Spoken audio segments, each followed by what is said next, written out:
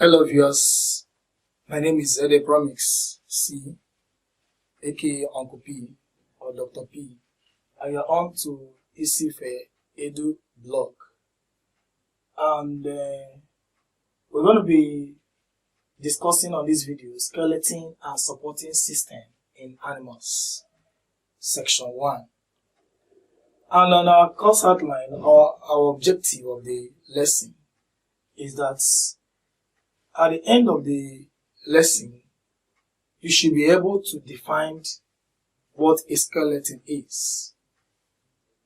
2. Forms of skeletal materials. You should be able to state or list types of skeletal materials and examples of organisms that have these skeletal materials. 3. Differentiate between bones and cartilage. Bones and cartilage are skeletal materials.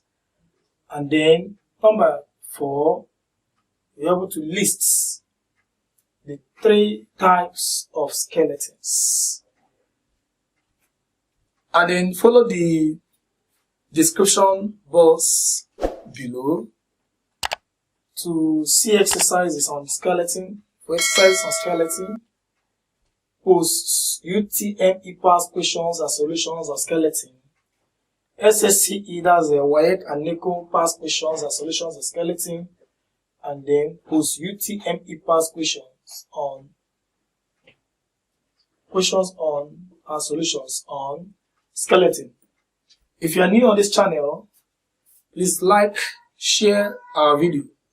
And to get update and notification of our new video, please remember to hit on the bell or subscription button below to always get notified on our subsequent lectures. Thank you for watching. We're going to be going into analysis to explain each of these lesson objectives, and we're going to be starting with definitions of skeleton.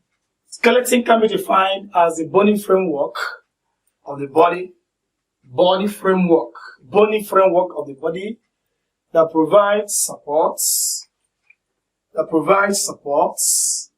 shape and protection of soft tissues and organs,